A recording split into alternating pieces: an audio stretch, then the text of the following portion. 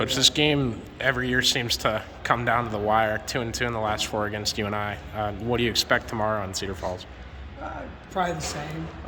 I've said many times, people outside of our state don't understand this, but they're 3 of the toughest games on our schedule when you play these in-state games, and especially when you go on the road. So, they're always very well prepared. They're going to play hard. They're not going to beat themselves, and that's the nature of this game. So it's a great test for us, first road game of the year. So we'll see how we do. I ask you this every year, so sorry if it's repetitive. That's but okay. As we saw, I'm used to it. Drake going to overtime with Iowa on Sunday, and how tough these games are, especially with home and homes. How important is that to you guys in a macro standpoint when you get to the end of the season and you had that early season test? No, it's really hard.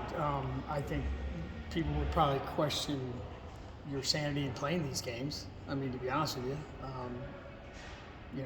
it's probably the biggest game on Northern Iowa's schedule at home, and I think you look at their roster, 10 of their 12 kids are Iowa kids, so they've grown up with it too. They've always played us really, really well, but it's a great game, and I think we gain a lot from it.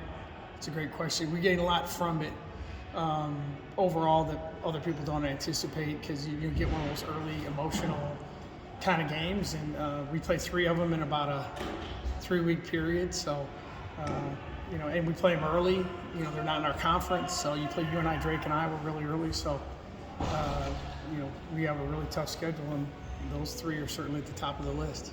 Bill, you've spoken a lot in the past about your respect, the level of respect you have for Coach Warren, but not only your ability to coach, obviously he's a great player too, but to be able to maintain success in a program for as long as you guys, especially at the mid-major level, that seems to be increasingly harder to do.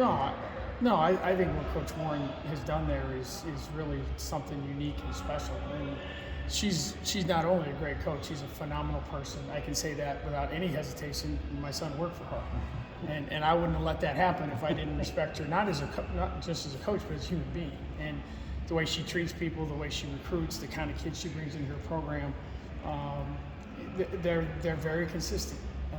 They're going to defend the way they defend. They're going to be a hard team to guard. She's done a great job of getting the kind of kids that fit her personality, her university. She's done a great job with kids in our state, and I think that's the other thing, that so many of her great players have come from the state of Iowa, and they take great pride in playing for the Panthers. And her and Brad Nelson, who's been with her forever, have built something really special. And except for tomorrow night, I'm a huge fan, and I think she's going to go down as one of the greatest coaches in our state, certainly, and that's well deserved. What's your team going to have to do to get over the hump besides not missing wide open shots? Yeah. No, I think with them, probably they prepare for us as good as anyone. So you're going to have to be able to run your offense and know what the counter is. Someone else is going to have to score because they're going to have 4 people guarding Ashley Jones. It's a first road game, so we'll see. And then for us defensively, we've got to be really, really good. Cam Philman just went crazy last year against us. Maya McDermott's coming off the best of her career game. I'm a huge Grace Bavelli fan. Plays hard, rebounds the ball. So, it's one of those teams, and every game we play them is a 67, last year 70 to 69. It's a mid-60s, low 70, close game, and we got to find those little things and make a free throw, make a layup, be well, do a good job in special situations, and adjust to the game. That's the other thing. How does the game go when you get in foul trouble on the road? Who steps in there and does some things that are really good? So I think our kids are excited about it, and I think it'll be a great environment. Even though people around the country might not realize how tough it is to go into that kind of place and win, are you excited about just seeing how your team responds to that? I mean, this is going to be probably the first time they're really challenged. How excited are you to see how they respond to it? No, I'm really excited about it because I think this team has wanted to challenge our schedule. I've said many times we have a really hard schedule, and most of the really good games we play are not at Hilton. So this is the first one, and you add good team, the emotion of the game, everything kind of pulls together. It's like Connor said, it's like it's kind of like an NCAA tournament feel to it, and everyone's all excited about it.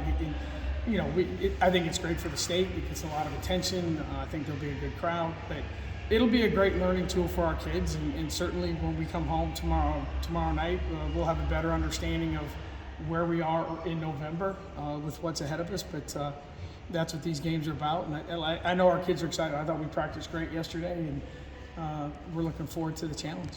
How encouraging is it that early in the year you said your team was responding to different looks they didn't expect to get and doing sets that they hadn't practiced and doing it well? How encouraging is that going into this game, knowing how big you have to, or how good you have to play to win? No, I think it's good. I think we have kids that are very, very smart. They work really hard at it.